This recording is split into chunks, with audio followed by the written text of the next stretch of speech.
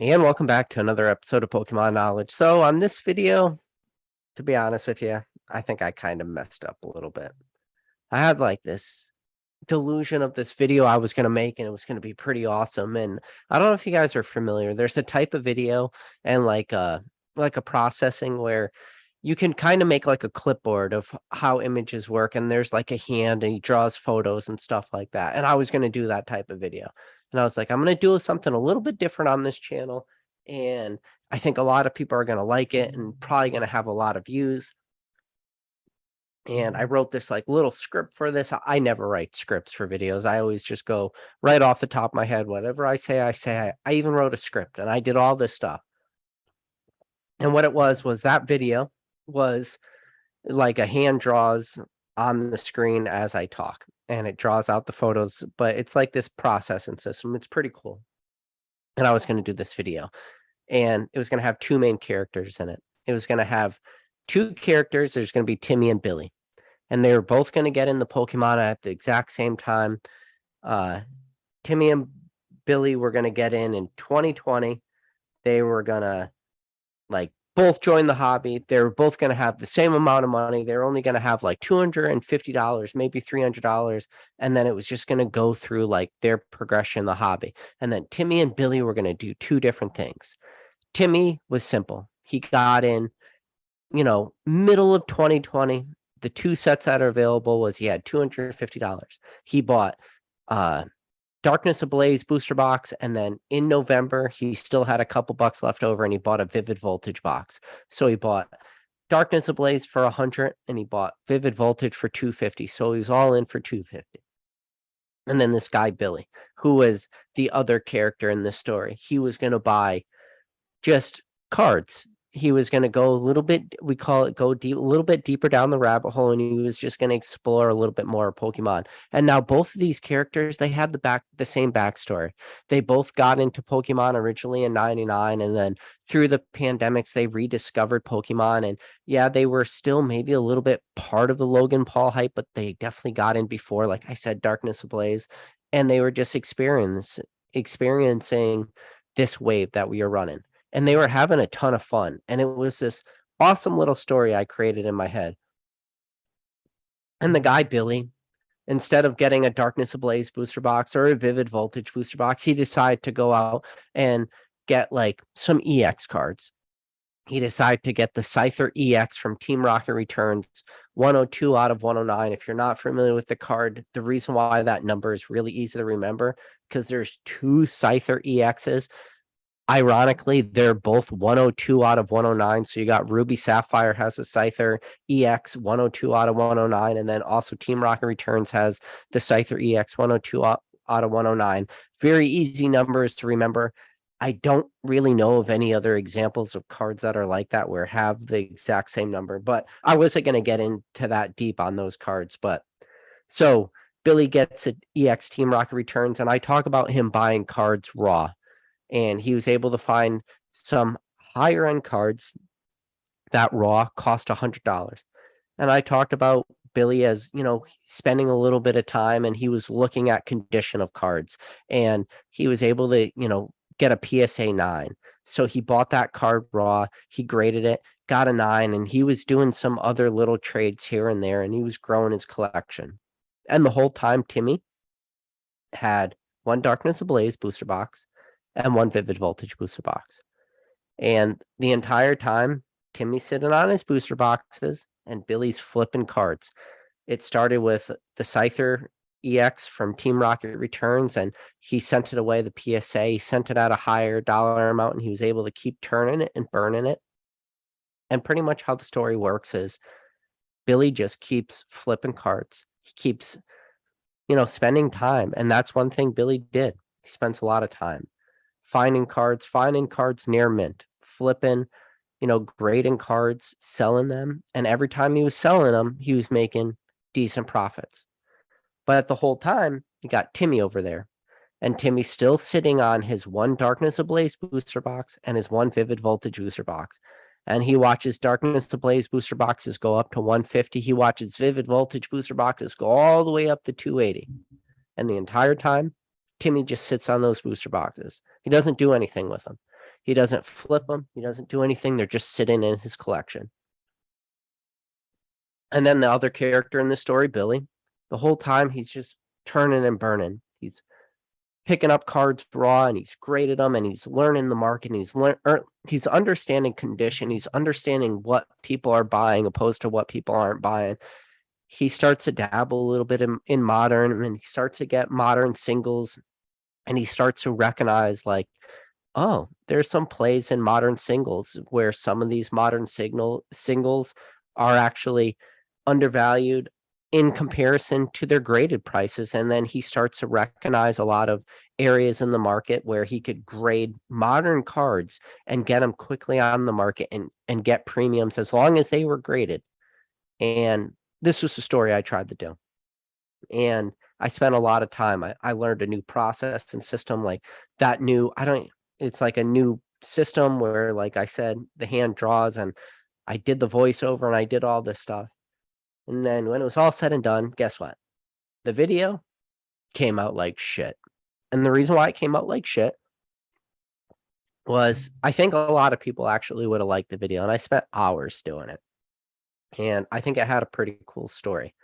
But the problem was, and the story that I ended up telling, it wasn't a real story. It was actually like a fake story. While there was parts of the story that was true, and the two characters that I mentioned, Timmy and Billy, they both have the same mindset. The problem was there's not just me, there's not just the Billy in this Pokemon hobby.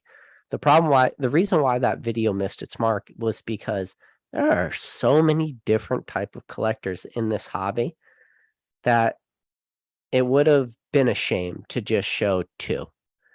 And the problem is I think that this hobby is now transitioning into something different. It's such a hybrid that we have never seen before.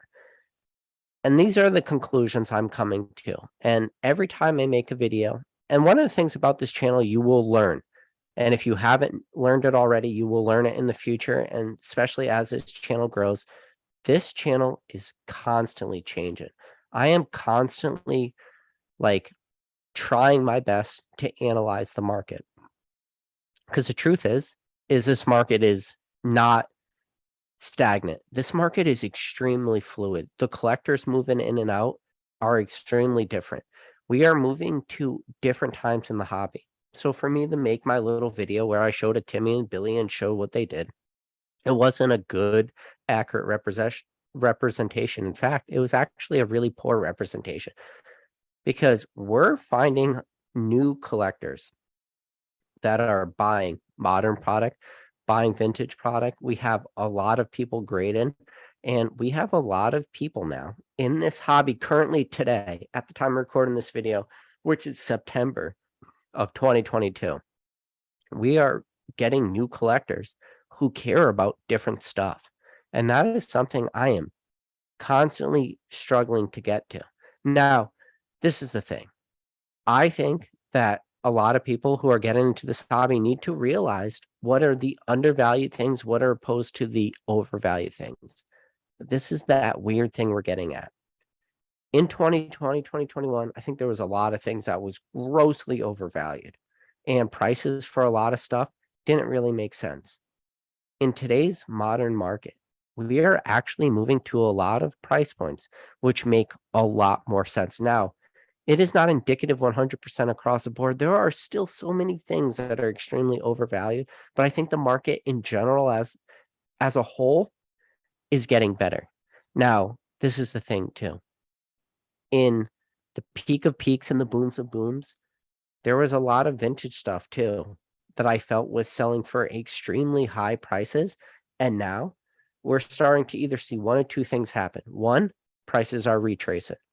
Or number two, prices are not retracing, but demand is just becoming less and less. So the competition for some stuff is becoming less and less. So the prices that are being realized for some of this stuff are just inherently less. And I know for a lot of people, that is probably just kind of making their brains scramble a little bit, because they would just look at it as No, prices are retracing across the board, and I don't think that's it. I think a lot of it is more indicative of just the demand for some of this stuff is becoming less and less. So the realized prices people are getting are just actually what things should be selling for. And I know a lot of people are going to be listening to that and be like, that doesn't make any sense, but it does. So this is the thing we're running into is that story I want to tell with Billy and Timmy, which I mentioned earlier in the video, is it doesn't work with today's collector.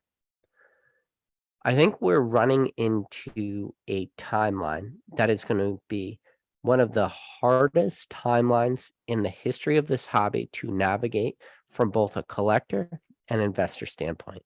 One, I think it's going to be so hard to navigate is because the modern market is going to be extremely hard to navigate based on one thing and one thing only. It's going to be pull rates on cards. Never in this hobby have we ever seen pull rates that are as hard as we're seeing today. A great example, and probably one that's literally this horse has been beaten to a pulp and this horse is dead. And more people have talked about this than I could possibly count, whether it's this channel or every other YouTube channel that exists out there. You know, the Moonbryon Umbreon from Evolving Skies. That card has been talked about now on more channels than you could possibly count. And if somebody was able to do it, it'd probably be in the hundreds by this point. But people look at that card as a example of this entire market. And why do they look at that card? Because that card defies all logic, or does it? And the reason why I say that card defies all logic is that card defies all logic of what prices should be, because the logical approach to modern Pokemon should be simple. Cards come out at release, which is something we've seen forever. Prices are extremely high. After the supply starts to meet a little bit of that demand, prices start to naturally retrace. One of the things we noticed from this Moonbryon is that prices have not retraced. In fact, this one card continues to time after time after time prove everyone wrong. And this card continues to go up in price. And not only is this card continuing to go up in price, even with a pretty decent size reprint, because Evolving Skies we have seen be reprinted. Full reprint, booster boxes, ETBs. Right now, you could probably go to your local Costco if you're lucky. You could pick up the Evolving Skies ETB with like an extra tin with it. This thing has been reprinted as much as most modern products in the last 2 years have been reprinted. And booster box prices continue to go up.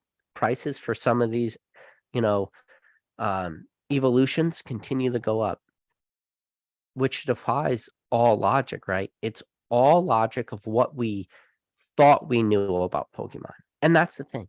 We got to continue to evolve and continue to understand what the heck's going on.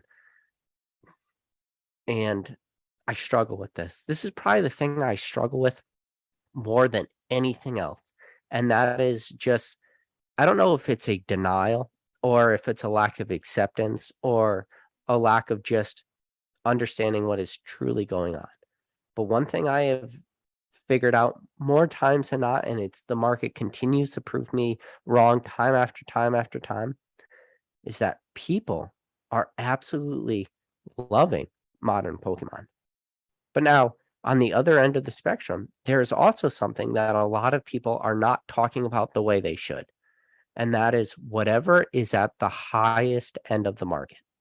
And people might be like, well, what do you mean by the highest end of the market? Whatever is on the highest end recently in this hobby, because across the board, I would say that most people listening to this video would say the Pokemon market as a whole has dropped consistently across the board. But modern isn't, at least in single prices for some of the really hard chase cards, like I said. The Umbreon Moonbryon card is a perfect example. But on the highest end of vintage, when you look at, again, these are going to be real skewed numbers because they're not huge populations. But Illustrator Pikachu Obviously, Logan Paul bought that for over $5 million. That is a extremely skewed price point because maybe that card price probably wasn't what it should have sold for, but it did. But you start to look at Charizard first edition PSA 10s continuously, sale after sale after sale, break all previous records that are pre-2020. Again, that is a card that doesn't crack six figures pre-2020. We saw the first ever six-figure sale of that card in 2020. And then prices for that card continuously, sale after sale after sale, continued to go higher and higher until we saw a peak of, what was it, $420,000, which is the meme of prices. And no one knows if that sale is really true or not, but it doesn't matter. Even if the new price point of that card is $220, and then everyone talked about Logic the Rapper when he bought that card for, I think it was like 120, 140, and everyone just thought that that was the high of high and the peak of peaks, and now we're seeing new prices being set in precedent for trophy cards or world cards. You look at like the world's promos that they just had in 2020 and what people are paying for those right out the gates, and what we're seeing like some TMB cards sell for or SSB cards sell for, or some of the more higher end cards. Or perfect example is the most recent auction we saw from PWCC, which had the 2012 Illustrator type cards. I don't really even know the proper name for them, but like the hand-drawn cards from different artists from 2012 Worlds, where each card had its own individual sketch. And then the last PWCC auction block had a couple, and then this auction block has a couple, which whoever is out there selling that card, wink, wink, they're actually doing a pretty smart thing because they're not flooding the market all at once. So they actually kind of know what they're doing. So if that person out there is watching this video, you're actually doing a good job and you're not being a total moron by sending all those cards there at once. But when you look at the prices of those cards and you look at what stuff is selling for, when you look at that Ken Sugimori card that sold recently for that hand-drawn sketch card from 2012 that sold for $32,000, which is now like one of the highest prices ever realized for a sketch card and a signature card, or however you want, whatever pool you want to lump those cards into, the highest realized prices ever. And again, we're talking the highest realized prices ever in a downturn market. So what's going on? I think it's almost impossible to tell what's really going on.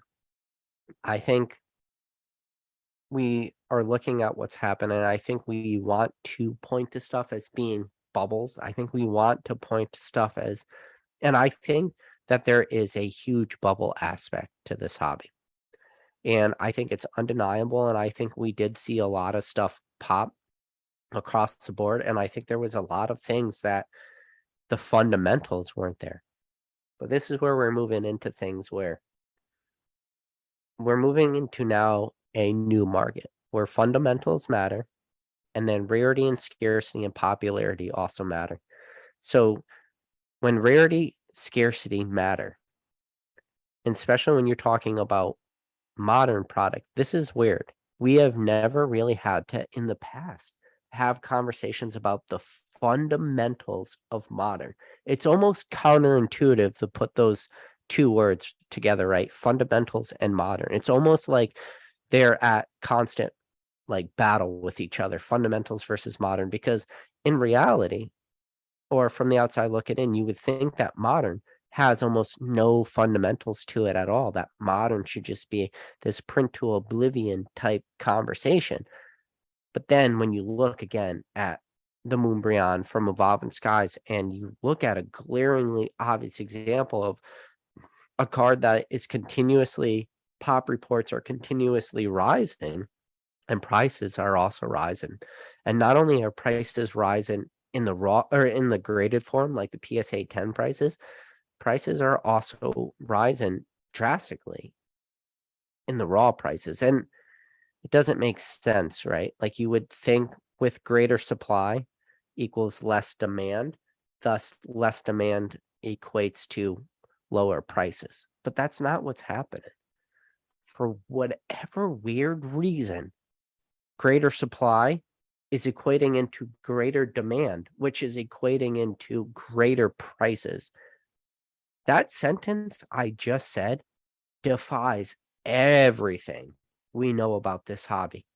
Everything we know about this hobby makes that sentence should be impossible. That greater supply does not equal greater demand, which does not equal greater prices. But that's somehow what we've seen happen, which means this market is evolving to something extremely different. Or number two, this market could actually be growing still.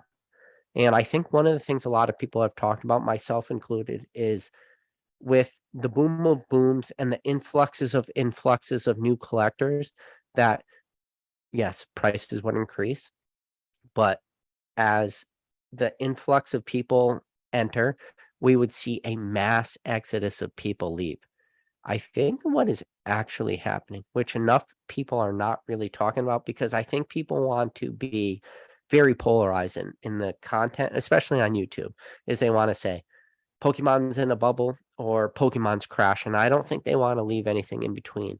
But I think what we're still seeing happen is the influx of people that are coming into this hobby is actually still growing at this point. So that could mean a couple things. Like if you believe in the bubble theory of Pokemon, which I think there is extreme validity to that. And I think people are looking at like Pokemetrics and stuff like that, and they're seeing like the huge run up and then that giant crash and stuff like that. And it does look like a bubble graph.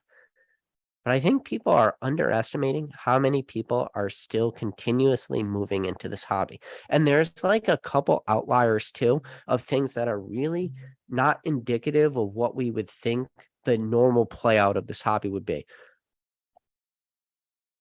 Huge shout out to Your Average Player. If you guys don't know who Your Average Player is, I think he's from Sweden or Norway. He's from one of those, or Finland or one of those countries. I want to say it's Norway. But he recently was at Worlds in London. He went there with his dad, and he actually shared a bunch of photos with me. If you guys watch the short I made on this channel where I showed some photos from 2022 Worlds, it was Your Average Player. That's his YouTube handle. He shared those photos with me and allowed me to kind of share his experience on YouTube. But the thing about him, which a lot of people probably don't know, is that he's only 19 years old. 19 years old in this hobby, which is kind of counterintuitive to the average age for a lot of people that are joining this hobby right now. People are thinking most people are probably in their late 20s, early 30s. We're still part of that 99 boom of Pokemon, whether that was Base at Jungle Fossil, Team Rocket, or let's just say any Wizard of the Coast set, just make it easy. We're part of like any of that era. But you got a guy like him, Your Average Player, who is only 19, 20 years old. He is now becoming as hyper engaged in this hobby as anyone I've seen. He is consuming a ton of content. He is now experiencing worlds. He's meeting some of the biggest collectors in the world. He is growing his collection at an absolutely astonishing pace. He is, as I would say, diving as deep down the rabbit hole as you can possibly go, to the point where I said you dive down so deep you almost become engulfed by it. And he is. But that's a 19, 20-year-old. So what if we're wrong with the numbers we're, projecting, or the people we're projecting coming in? And one of the things that I'm actually starting to see more and more daily are people commenting on my videos who are still to this day just discovering my channel. And I've talked about it before, that if you found this channel, you have dove deep down the rabbit hole, because this is not a channel that YouTube just magically recommends to you as this is when you log on for the first day. It's like, hey, watch this channel. Yes, maybe as this channel grows, I might have to pivot a little bit from saying that, but in the grand scheme of YouTube, we are still talking an extremely small amount of people. But the people that I'm seeing continuing to comment on videos, especially some more of the podcast type videos, the long form content, which the long form content is even a niche of a niche. Most people, the YouTube algorithm pumps out like 10 to 20-minute videos. I would say that is a sweet spot of YouTube. My channel struggles to do that. I would say on a low end, maybe you get lucky. I have some of my little rant lives could squeak under an hour sometimes. So people who are engaging in this type of content, but are yet still commenting that they're just re-entering YouTube, or sorry, excuse me, just re-entering Pokemon and have rediscovered my channel. That's why what I mentioned earlier in the video when I tried to make that little skit with Timmy and Billy, it just never works. It doesn't work because we're learning to meet a new type of collector in this hobby. And this is the thing. And this is the thing. I wouldn't say it keeps me up at night. And I've mentioned stuff like this in the past where there are some things in this hobby that maybe don't keep me up at night, but definitely make me struggle. And that is because I know how vast this hobby is. This hobby is vast. It is as vast as you can get, whether you want to go Japanese or English or vintage or semi-vintage or whatever you want to consider mid-era. You can Pokemon and the TCG especially, and the collectability and the investability of this hobby, depending on what you're going after. Are you going after card-ass stuff? Are you going after vending series stuff? Are you going after English base set or WotC stuff? Do you want to go after legendary collection reversals? Do you want to go after the e-readers, which is, let's just say Expedition Aquapolis Skyridge, or do you want to go after the Nintendo stuff, or do you want to go after the Gold Star set, or do you want to go after the Diamond and Pearl stuff, or the Heart Gold Soul Silver stuff, or the Black and White stuff, or the Platinum Era stuff before that? Or do you want to go after the XY, or do you want to go in the Sun and Moon, or do you want to go in the XY, or do you want to figure out how to get your hands on some Dragon Vault 3-pack blisters, or do you want to get some crazy Toys R Us promo, or do you want to get some crazy tin, or do you want to get some Black Star promo that very little people talk about, or do you want to get do you want to start talking about Worlds cards, or do you want to talk about Tropical Mega Battles cards, or do you want to talk about Charizard Mega Battles versus what's the difference between a Charizard Mega Battle or a Blastoise Mega Battle, or do you want to do SSB cards, or do you want to do Trophy Pikas or Illustrator Pikas, or do you want to go after just super common like Japanese Neo binders or Pikachu or English Pikachu World Collection cards, or you could do this forever, right? You can just list it all. Do you want to even go in subsets of each? You don't even want to go after times. You want to just go after prime cards or level X cards or gold stars or base set hollows or GX cards or EX cards or V cards or secret rare cards or shining cards, or it's a never ending thing, right? There's subsets within subsets within subsets. And you can spend days or hours or months or years trying to learn about every one of them. And I think that's the best thing that's happening right now. And I mean this.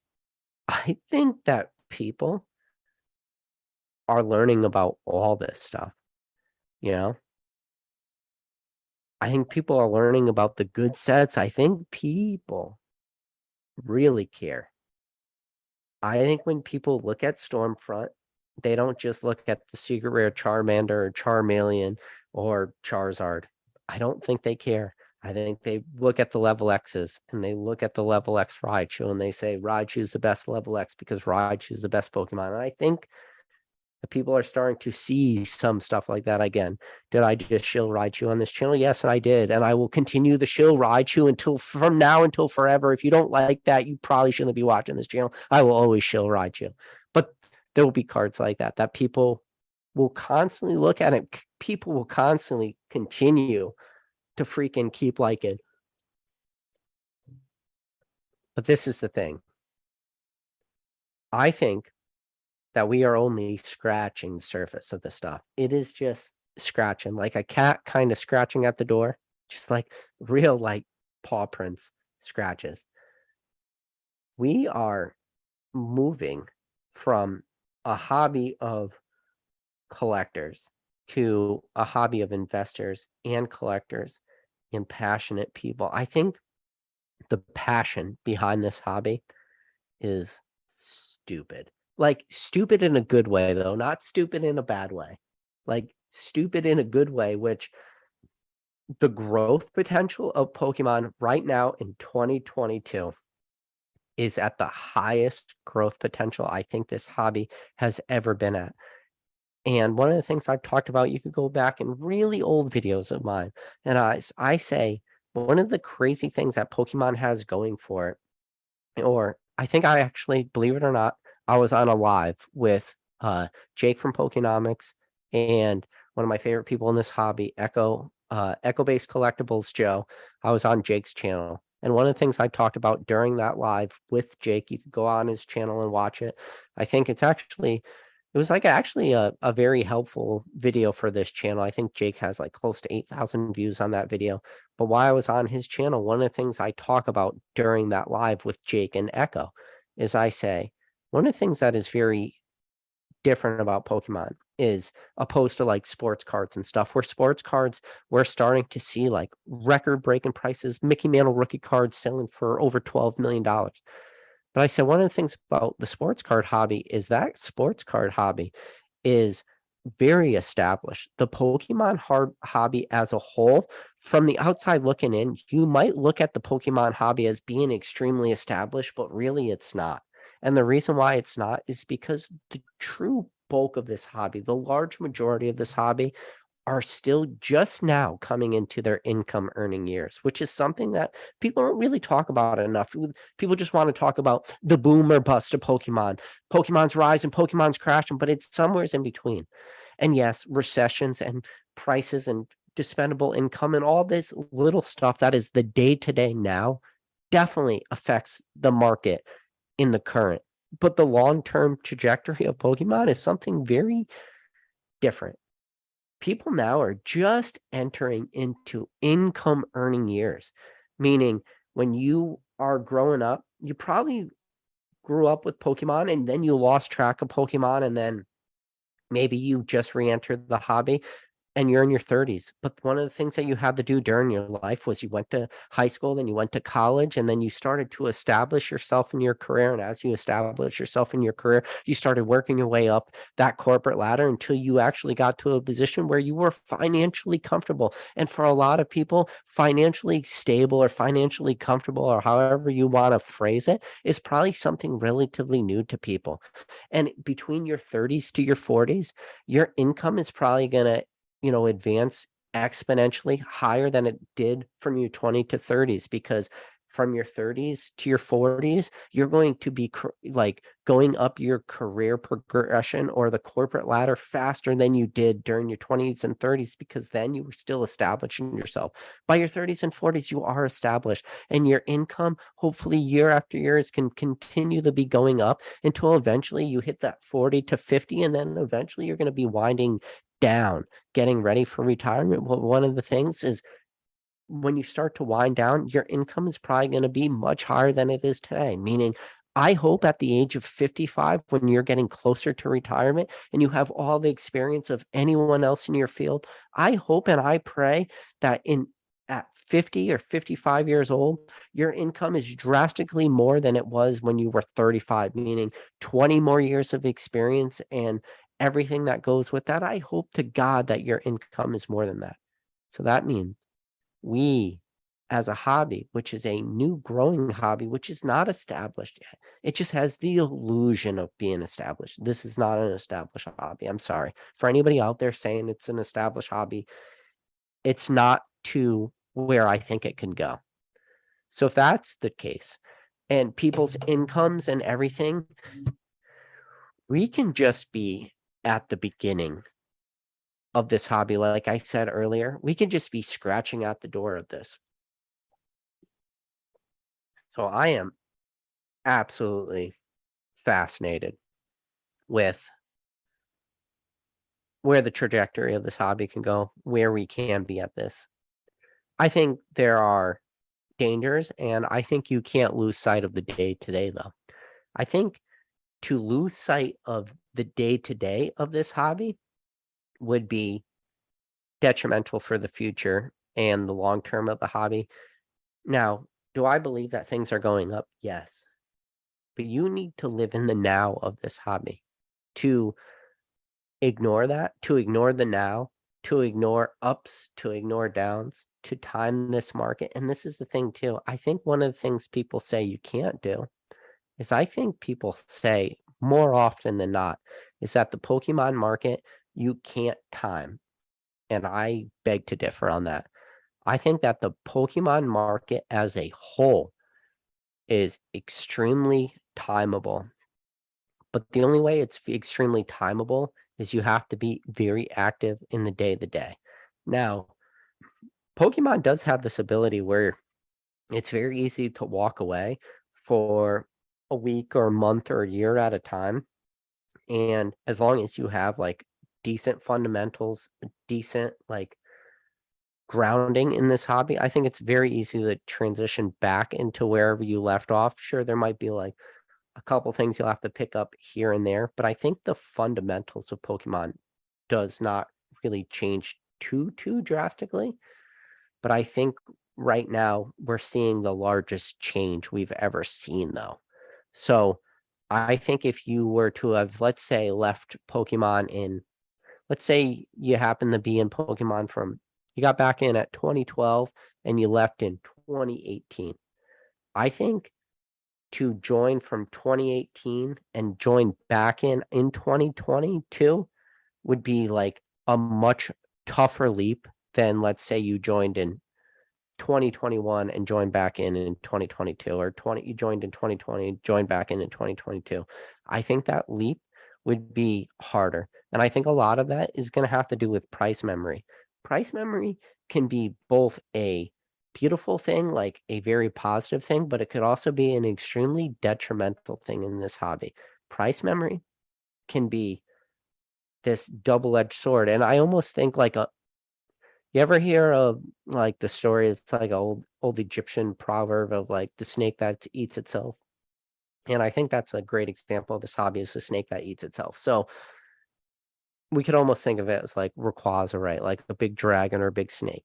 But pretty much what that means, and I'm sure you've seen photos, it's like the snake, it makes a perfect circle and the tail's in the snake's mouth. And that image represents like two things. It represents rebirth and death. And it's like that never ending cycle, right? And I think in a way, Pokemon is just that. Pokemon is this never ending cycle of death and rebirth. And I think why I say that is you have this never ending cycle of death and rebirth because you have people that stop collecting Pokemon, but then you have people who re-enter this hobby. And whether that is young kids and the new generation of Pokemon enthusiasts or whatever, people are rejoining this hobby, which is the birth of this hobby, or you have the people that were in this hobby for a while and whatever happens, life gets in the way, things happen, and they start to move away from Pokemon, but that's it. It's a constant cycle of birth and death. It's like the new and the old, and that's what this hobby is.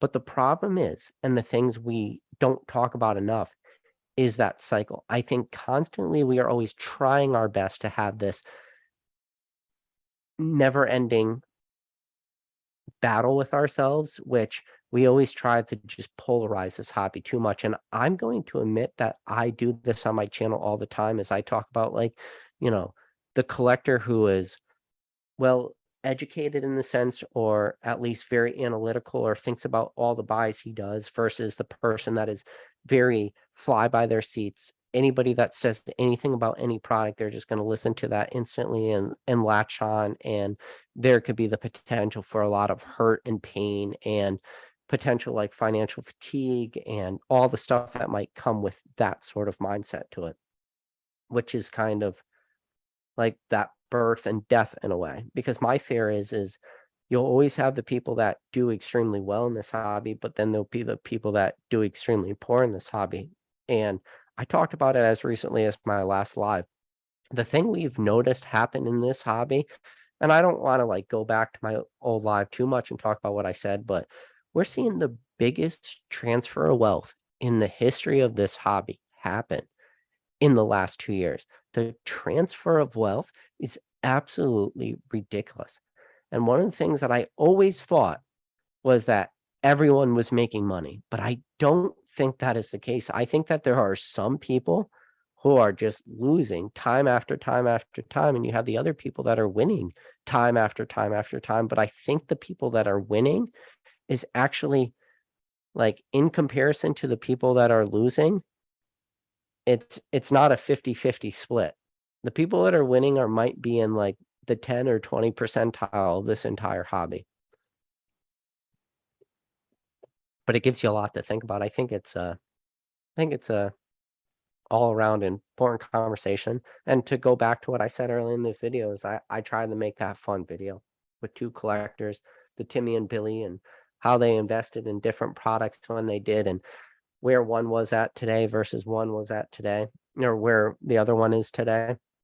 I talked about the guy with the Darkness Ablaze and the Vivid Voltage booster box, and they're probably even right now, opposed to the guy that started with the Scyther EX 102 out of 109 from Team Rocket Returns, and he picked that card up raw because he spent $100 and he graded that card and he flipped that card and he bought another collection and another card, and he really learned condition and just continued to grow his collection. And then the other guy is still to this day sitting on those two booster boxes. That story just doesn't work, does it? I don't think it works. I think there's too many different type of collectors in this hobby. Interesting. There's a lot going on. Long rant. But I don't see any. I'm gonna scroll through the chat real quick, see if I see any questions. I see Rattle Pokemon in the chat. I think this month's live between myself, Rattle, Cool Trainer Ryan, might be in the middle of this month, so it might be a little bit earlier than in comparison to the last live, which probably took a little bit over a month to have that live. This one could be a little bit shorter. We already have a pretty awesome guest lined up that is going to be joining us, so that's actually going to be a lot of fun. I think a lot of people are really going to enjoy that guest. I don't want to spoil too much because I do hope you guys all tune in for that live. When it gets a little bit closer out and the dates are cemented, I'll let you guys know the exact date for the next episode of the podcast. But I think we're going to probably bring that guest on pretty early on during the live. And then I know there's some other people that are going to join a little bit later, but I think it's going to be fun. Yeah, so Boondocks Game says, what is he talking about? That would be a tough question if you didn't tune right in at the beginning. So if anybody's just tuning in now, I recommend after this video is over, you tune in at the very beginning, you understand like the baseline of the story. Quinlan Collectibles. He said, the long-term effects of social media Pokemon exposures at such a massive level is no small matter. Market retrace doesn't change that. It just means people become more savvy if they want to stick around. I like that, Quinlan. I think that is a very good comment. John Doe said, smash that like button for PK. I appreciate you, John. So that's it, guys. I've been doing my best, and I'm trying really hard to keep these lives relatively short. It's something I want to try a little bit different, is to get people a little bit shorter things to watch. So maybe it'll help, I don't know, the magic that is YouTube. But with that said, I know we have a couple of my mods in the chat. I see we got Rattle, we got Drew in the chat. But if you guys could do me a favor, if you could drop the link to Thrifty TCG's live. If you guys don't know who Thrifty TCG is, Thrifty is an absolutely awesome person. She is going live with Mason from Cardinal Gaming at 10 o'clock. She has I think she calls it the Chill and Shill podcast. So it's pretty much just her showing different products, talking about what she's buying that week. But Thrifty's a great person. She is a true positive for this entire Pokemon community. So if you guys, we got 77 people watching this live right now. you guys could do me a favor, smash that like button. But as soon as that link gets dropped in this chat, if you guys want to click on that link and just go raid her live, let her know that I sent you. Like I said, Thrifty, she's a good one. She's one of the people that I kind of met real early on my channel. She's super supportive for all types of creators, and we really need to show our support for everyone in this hobby. And she is definitely one of the best guys. Yeah, so I see Rattle just dropped the link for her YouTube channel right now. I'm going to end this podcast or this chat right now. I recommend you guys all going in there right now. Let her know that I rated it. Definitely smash the subscribe button for her or for all you guys out there. Appreciate every single one of you guys tuning in. If you are just tuning in late to this podcast, please go back and watch the beginning of this one so you could understand the rambles that I did. But everything, catch you guys on the next video.